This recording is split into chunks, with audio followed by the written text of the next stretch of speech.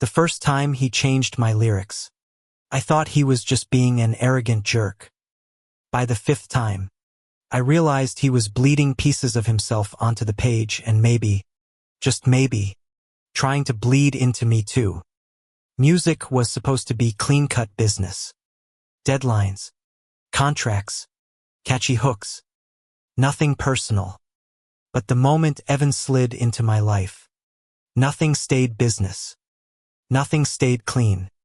He walked into the studio like he owned it, jeans ripped at the knees, hair falling in that artful mess that probably took him 10 minutes to ruin on purpose, and a voice that could have burned down a city if he let it loose. I was supposed to be the lyricist, the one with control. He was just the singer, the performer. My job was to give him words. His job was to sing them. Simple. But every time I handed him a line, he'd sing it back twisted different. Raw. Like he wasn't just reading my script but writing his own confession over it. You changed it again.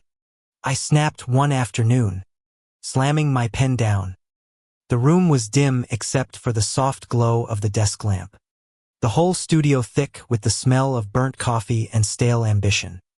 He just leaned back in his chair, guitar balanced on his knee, lips curling into a smirk. Yeah, I made it better.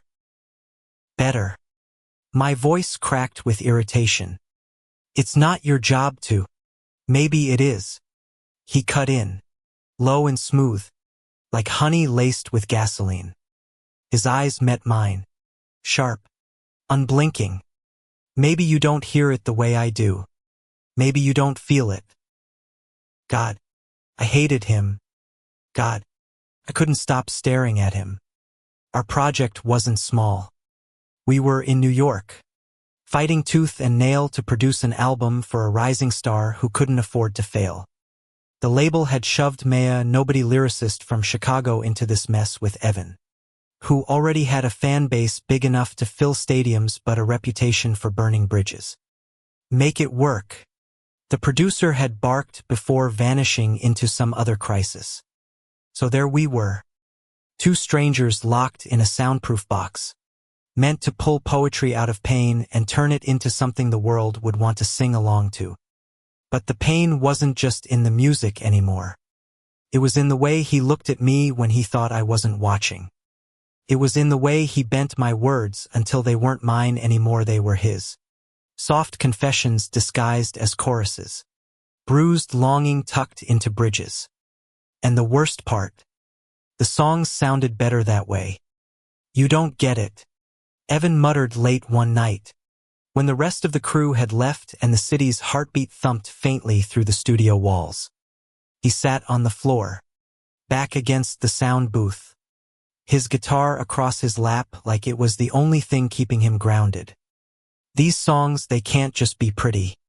They've got to mean something. They've got to rip you apart. I crossed my arms, hovering by the desk. Not everything has to be about you. His laugh was sharp, humorless. What if it's not about me? His gaze lifted, locking onto mine. For the first time, there was no smirk, no shield, just something raw, something almost trembling. What if it's about you? The silence between us wasn't empty. It was loaded, and I hated how much I wanted to hear the song he hadn't written yet. Working with Evan was like trying to keep a wildfire contained in a glass jar. He was reckless, infuriating, impossible. He drove me insane, tore apart my carefully built walls with every offhand lyric, every sly smile. But when he sang, when he really sang, he saw the truth bleeding out of him. I saw the pain he hid under his charm, the loneliness he buried beneath his fame. And somewhere between the choruses, I realized he was reaching for me. Not the me on paper. Not the polished lyricist with clever rhymes. The me I thought no one saw. And God help me, I was reaching back. By the time we finished the third track, I knew two things for certain. One, Evan wasn't just changing my words to make them his own. He was rewriting them into a story neither of us had dared to tell out loud. 2. If I let him keep doing it, the world wouldn't just hear his voice in these songs. They'd hear my heart breaking too. And maybe that was exactly what he wanted. The studio had become our battlefield. Days blurred into nights. Nights bled into mornings. And somewhere between empty takeout boxes and half-scribbled verses, I lost track of who was winning. Or maybe it wasn't about winning at all. Maybe it was about who was willing to bleed the most. Evan bled without hesitation. He sang with the kind of reckless abandon that left no part of himself untouched. I'd watch him in the booth, veins rising against his neck, his voice cracking not from lack of control but because he let himself break. People thought perfection sold records. Evan knew the truth. Brokenness sold better. And maybe that's what terrified me. Because I wasn't broken at least. Not in ways the world could see. My damage was quieter. Stitched tight beneath polite smiles and clever lyrics. I'd built a life on never letting anyone read between the lines. Evan read between them anyway. Let's run the chorus again. I muttered, my pen tapping against the lyric sheet. The fluorescent lights hummed overhead. And my head ached with the weight of too many unsaid things. Evan strummed a chord on his guitar. Slow. Deliberate. His eyes blue. Too blue lifted to meet mine. What if we don't? I frowned. What? What if we don't run it again? What if we scrap it? Start over. He leaned forward, elbows on his knees, the strings vibrating under his restless fingers. You're writing it like you're scared of what you really want to say. The words lodged in my throat. I'm not scared. Yeah. His smirk was back, but softer this time. Then why does every line sound like you're apologizing? I hated him. I hated that he wasn't wrong. The second act of our project was the hardest, writing the songs that would define the album. The ones meant to hook listeners and keep them from skipping to the next trending artist. The label wanted energy. Anthems. Stadium-ready hooks. Evan wanted honesty. And me. I just wanted to survive working with him. But somewhere in the mess of it, the songs stopped being just songs. They became arguments we never had the courage to voice. Each line was a jab. Each revision a dare. You turned the verse into a love song. I accused one evening, my voice tight with exhaustion. Evan lounged back in the chair, chewing on a guitar pick. Maybe it was always a love song. You just didn't notice. You can't just. I can. And I did. His grin was infuriating, but his voice low, almost vulnerable, betrayed him. You think the world doesn't want to hear it. You think people don't want something real. My chest tightened. Not everything has to be about love. Then what are you so afraid of? His words cut deeper than he knew. Or maybe he knew exactly. Outside the studio, New York never slept. Cabs honked. Neon lights flickered. Steam rose from the grates like ghosts. But inside, it felt like the world had shrunk down to just the two of us, caught in some orbit we couldn't escape. I catch myself watching him when I shouldn't. The way his hands curved around the guitar neck, veins tracing the backs of his fingers. The way his laugh filled the room when he let it, unguarded and bright, before he remembered to cage it again. The way he leaned too close sometimes, just close enough to make me forget the space between us. And I hated myself for wanting him closer, because this wasn't supposed to happen. He was the star. I was the writer. The rules were clear. Don't get attached.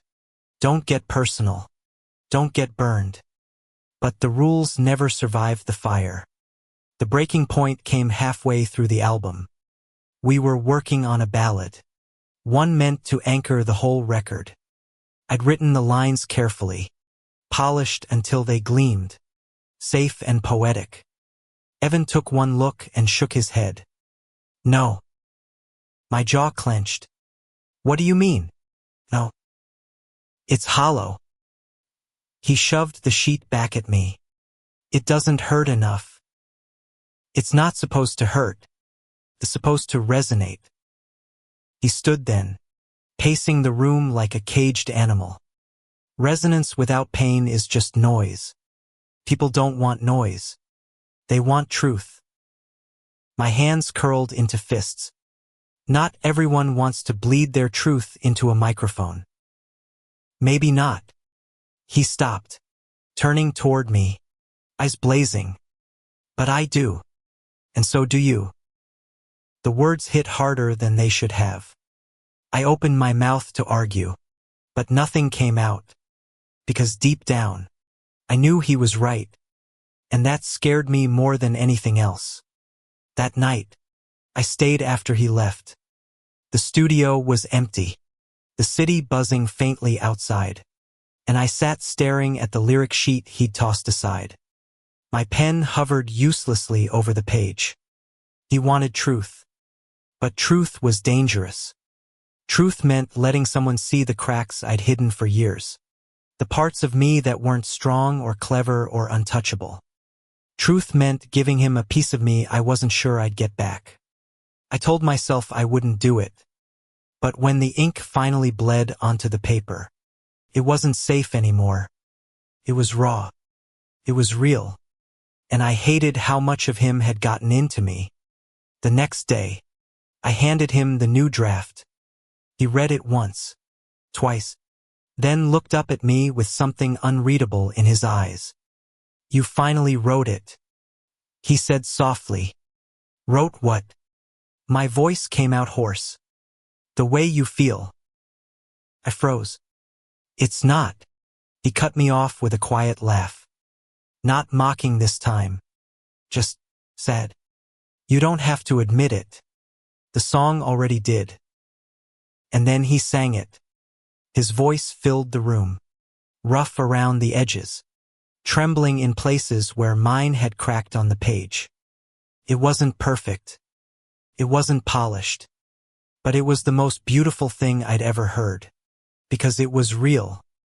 And for the first time, I realized the truth wasn't something to fear. It was something to hold on to before it slipped away. From then on, the lines blurred. We stayed later.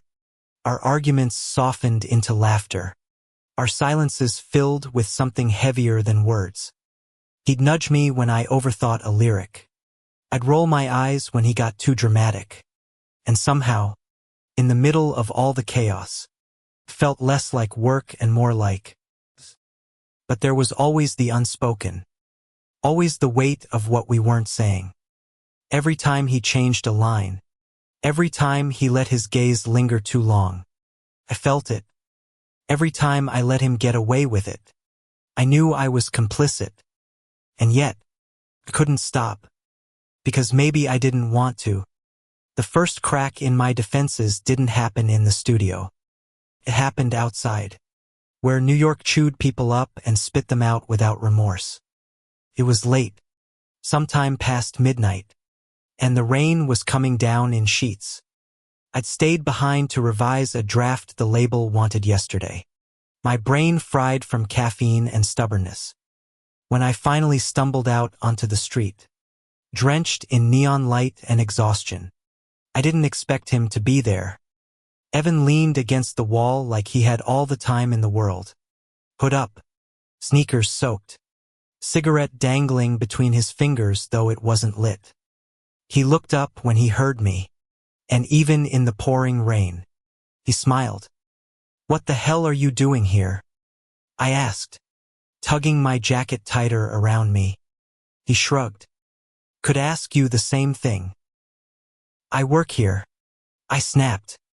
And his smirk tilted sideways. Guess I just wanted to make sure you got home. My heart stuttered. Traitorous. You're ridiculous. Probably. He pushed off the wall, falling into step beside me like it was the most natural thing in the world. His shoulder brushed mine, warm even through the damp layers. But you don't have to walk alone. I wanted to tell him I always walked alone. That was the point. But the words caught in my throat, drowned out by the steady rhythm of our steps in the rain. After that night, things changed. Subtly, but undeniably. He started waiting for me after sessions, claiming coincidence but never missing a day. We'd walk through the city, sometimes talking about nothing, sometimes not talking at all. He'd hum melodies under his breath, and I'd pretend not to notice how my chest tightened at the sound. One evening, we ended up at a small diner, the kind that smelled like burnt coffee and fried grease, the kind that didn't care if you stayed too long. He stirred his milkshake with a straw, gaze fixed on the swirling chocolate. "You ever think," he said slowly, "that maybe music is just the stuff we're too scared to say out loud?" I looked at him, at the way the fluorescent lights softened his edges. All the time. He smiled then, not his usual smirk but something smaller, almost fragile. "Guess that's why I keep changing your lyrics." I swallowed hard. "You're infuriating.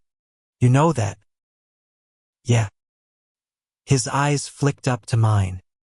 "But you keep letting me." The silence that followed wasn't awkward. It was charged, heavy, like a chord waiting to resolve. And I realized then that he wasn't just rewriting my words. He was rewriting me. Of course, nothing stayed gentle for long. The label was breathing down our necks, deadlines looming, money on the line.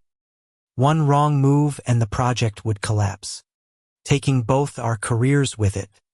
And still, we couldn't stop pushing each other. "You're sabotaging us," I hissed one night after he tore apart another verse in front of the producer. Evan's jaw clenched, eyes flashing. "I'm saving us. No one wants your safe poetry. They want blood. They want hits." I shot back. "Catchy hooks. Something they can stream 1,000,000 times without thinking about it." His voice dropped, low and dangerous. "Maybe I don't give a damn about what they want. Maybe I care about what I need to say." "And what's that?" I demanded, my chest tight. "What are you trying to say so badly that you keep hijacking my work?" He froze then, just for a heartbeat, the kind of pause that spoke louder than shouting. Then he looked away, muttering, "Forget it." But I couldn't, because in that silence, I finally understood wasn't sabotaging the songs. He was using them, using me. And the worst part, I wasn't sure I wanted him to stop. By the 7th track, I was unraveling. Every lyric felt like a confession. Every melody a question I didn't know how to answer. And every time his voice cracked on a line that sounded too much like us, I had to fight the urge to ruiner to fall. One night, long after the others had gone, we sat on the floor of the booth, guitars abandoned, empty cups scattered around us. The city hummed outside, but in here, it was just us, suspended in something we couldn't name. Evan leaned back against the glass, head tilted, eyes half-lidded. "You ever think about what happens after this?" I frowned. "After what?" "This project. The album. All of it." He glanced at me, something raw flickering across his face. "When it's over, we go back to our separate lives. You write for someone else. I sing someone else's words." And he trailed off, swallowing hard. "And maybe we don't talk again." The thought hit me harder than I expected. I forced a laugh, thin and brittle. "That's the business." "Yeah." His voice cracked. "Guess I'm just tired of everything being business." The silence that followed was unbearable. I wanted to say something, anything, but all I managed was, "You're impossible." His lips curved, but his eyes didn't. "And you keep letting me." It was the same line he'd said before. But this time, it hurt. Because this time, I knew it was true. The next day, I avoided him, stayed late when he left early, arrived early when he overslept. But avoidance in a studio is a joke. You can't hide when the walls are glass and the microphones pick up every breath. Eventually, he cornered me, literally, pressed me against the mixing board. His hands braced on either side. His voice low and furious. "Why are you running from me?" "I'm not." I lied. "Yes, you are." His eyes burned into mine, blue fire I couldn't look away from. "Every time I get close, you shut down." Every time I try to, he cut himself off, chest heaving. "What are you so afraid of?" My throat was dry. My heart pounded. "You." The word slipped out before I could stop it. His eyes widened, the fury softening into something else entirely. Something dangerous. Then, slowly, he leaned in. I should have stopped him. I should have shoved him back, reminded him of the rules, the risks, the consequences. But when his lips brushed mine, all I did was break. And for the first time, I didn't care about the fallout. The kiss was not planned. It wasn't some cinematic swell of music or fireworks exploding behind my eyes. It was messy, sudden, and terrifyingly real. Evan's mouth pressed against mine like he was afraid I'd vanish if he hesitated. His hand found the back of my neck, pulling me closer. And for one suspended moment, the world outside the studio didn't exist. No deadlines, no label, no rules. Just him. Just us. And then I pulled away, breathless, shaking. I shoved him back, my chest heaving like I just sprinted through traffic. What the hell was that? Evan's lips were red, swollen, his eyes wide with something that looked like fear wrapped in defiance. "You know what that was?" "No." My voice cracked. "No, I don't. That can't happen." His laugh was sharp, but his voice trembled. "It already did." I stumbled back, almost knocking over the mic stand. My heart pounded so hard it hurt. "This is insane. We're supposed to be working. That's it. Work." "You really believe that?" His voice softened, cutting through my panic. "You really think this," he gestured between us, desperate, almost pleading, "is just work?" I wanted to say yes. I needed to say yes. But the word caught in my throat, choking me, because it wasn't just work. And we both knew it. The next days were hell. We didn't talk about it. Not once. We threw ourselves into the music instead, like burying ourselves in chords and rhymes could erase what had happened. But it was there, pulsing under every note, every glance that lingered too long. The others noticed. "You two fight like an old married couple," one of the sound engineers joked during a break. Evan smirked, but his eyes flicked to me, searching, waiting. I said nothing. At night, I lay in my apartment staring at the ceiling, the city noise bleeding through the window. I told myself it was just a kiss, just a slip, nothing more. But then I'd hear his voice in my head, raw and aching, and I knew I was lying to myself. The album's halfway point loomed, and the label was restless. We needed a single, something explosive, something that would sell. Evan cornered me again in the booth, but this time he wasn't angry. He was determined. "I want us to write it together," he said. We've been writing together, I muttered, scribbling aimlessly in my notebook. No. He shook his head, stepping closer. I mean, really write it. Not you giving me words to sing. Not me changing them behind your back. Together. I looked up at him, skeptical. And what exactly are we writing? His eyes softened. The truth. My stomach dropped. Evan, don't say no. He leaned in, voice low, intimate. Don't run this time. Just try. I should have refused. God knows I should have. But something in his voice, something breaking, made me set my pen down. And for the first time, we wrote without walls. It was brutal. Every line felt like peeling off skin, exposing nerves I'd buried for years. I wrote pieces of myself I'd never admitted. Not even to me. Evan matched me, verse for verse. His words spilling like confessions, like he'd been holding them back forever. At one point, I stopped, staring at the page. We can't use this. Why not? He asked. Because it's not a song. My voice faltered. It's us. Evan's hand brushed mine. Tentative. Careful. Exactly. The contact was fleeting, but it burned. When we finally played it back, the room went still.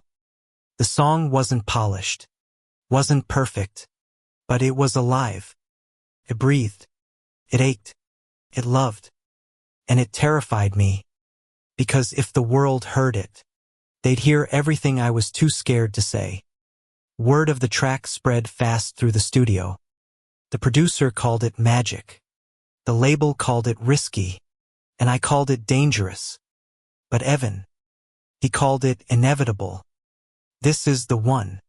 He told me, his grin boyish, triumphant. This is what we've been building to. I tried to smile back, but dread coiled in my chest, because I knew the label would push it. And if they did, the whole world would know. Know him. Know me. Know us. And I wasn't ready.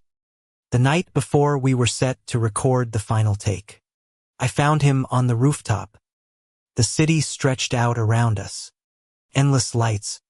Endless noise. He was leaning against the railing. Cigarette finally lit this time. Smoke curling into the night sky. You're gonna kill yourself with those, I muttered, stepping beside him. He smirked, not looking at me. Better than being killed by my own songs. I tried to laugh, but it came out hollow. You're not scared at all, are you? His smile faded. He took a long drag, exhaled slowly.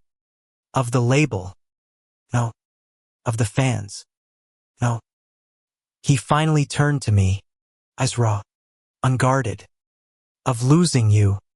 Yeah. Terrified. The words knocked the air from my lungs. Evan.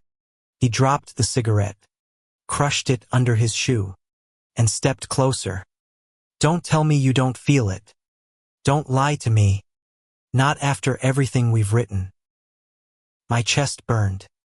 Even if I do, what then? The world doesn't care about us. They'll eat us alive. Let them try. His voice was fierce, unwavering. As long as you're with me, I don't care. And God help me. I wanted to believe him. But believing meant risking everything. And I wasn't sure I was brave enough. The next day, we recorded the single. It was the hardest thing I'd ever done. Not because of the technicals, those were flawless, but because every word felt like walking a tightrope without a net. Evan sang like his life depended on it. I watched through the glass, my throat tight, my pen useless in my hand. When he finished, silence filled the studio. The producer wiped his eyes. That's it. He whispered. That's the one. Evan's gaze found mine through the glass. He didn't smile, didn't smirk, just looked at me, steady, waiting. And I knew then there was no running anymore. Not from the music, not from him, not from us. But the world has a way of tearing down what it doesn't understand. Within a week, the whispers started. The label loved the song but hated the implications. Too raw, too personal, too risky for Evan's image. They wanted changes, safe changes, meaningless changes. Evan refused. I begged him to reconsider, to compromise, to survive. But he looked at me with that same fire, that same stubborn defiance, and said, "If I can't sing the truth, I don't want to sing at all." And suddenly, we weren't just fighting each other. We were fighting everyone. And I had no idea if we'd survive it. The fallout was brutal. The label threatened to shelve the single. The PR team drafted statements about creative differences. And social media exploded with speculation. Some fans were ecstatic, claiming they'd always suspected something deeper in Evan's songs. Others were vicious, tearing apart every photo, every rumor, every breath we'd taken in the same space. Through it all, Evan stood unshaken. He fought for the song, for us, for the truth we had carved into every note. But I crumbled. One night, after another screaming match with the executives, I stormed out of the studio. Evan chased after me, his footsteps pounding the wet pavement. "Why are you giving up?"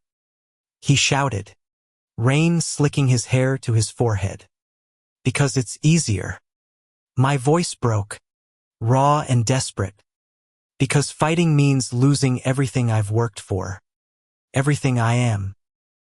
"You'll lose me," he said softly, the words barely audible over the storm. And just like that, silence drowned the city.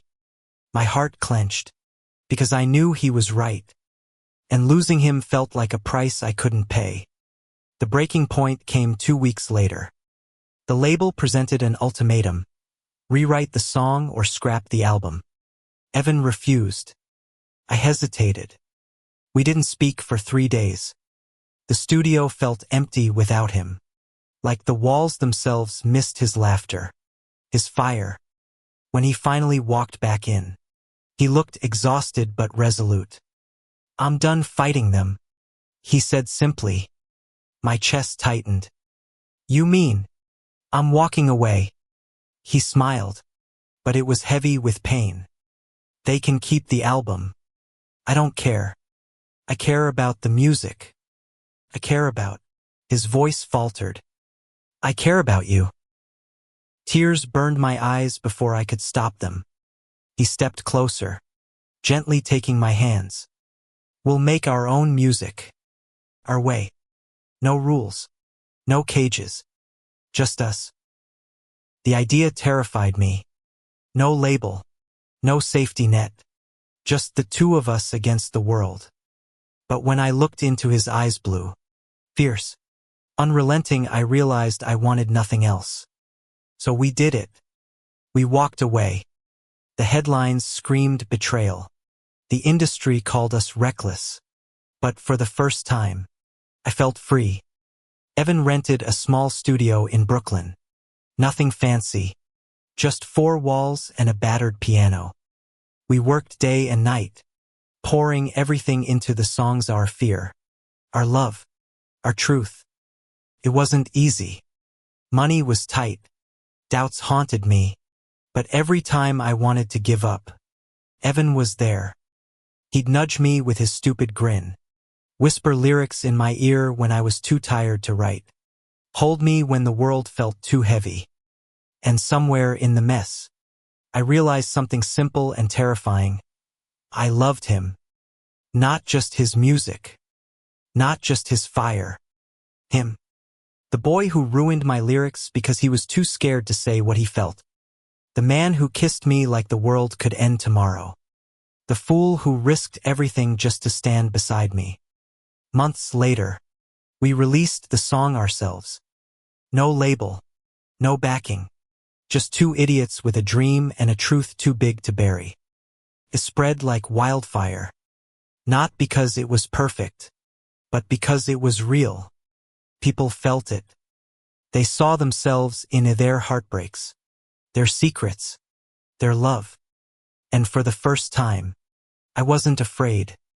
One night, after a small show in a cramped club, Evan pulled me onto the stage. The crowd roared, lights flashing, but all I saw was him. This, he said into the mic, voice trembling with emotion, is the guy who wrote the words that saved me. The guy who taught me that music isn't just sound, it's confession. It's love. The crowd erupted, but I barely heard it, because Evan turned to me, eyes shining, and whispered so only I could hear, I love you. The words I'd been too scared to write. The truth I'd been too scared to sing. I didn't hesitate this time. I love you too. And then he kissed me, right there in front of everyone. The world didn't end. The ceiling didn't cave in. The sky didn't fall. All that happened was the music kept playing. Our song echoing through the speakers. A chorus of everything we'd fought for. And for the first time, I believed in happy endings. Epilogue. It's been a year. The industry still calls us reckless. But we don't care. Our little studio has become a home, cluttered with lyric sheets, guitar strings, and too many coffee mugs. The world listens now not just because of the music, but because they hear the truth in it. Some nights, when the city quiets, I catch Evan scribbling in his notebook. He still changes my words, still twists them into his own, still drives me insane. But now, when I ask why, he just smiles and says, because it's the only way I know how to tell you I love you. And I let him, always, because every lyric, every chord, every heartbeat, it's us. Thank you for listening. If you find it interesting, please like and subscribe to follow the next stories.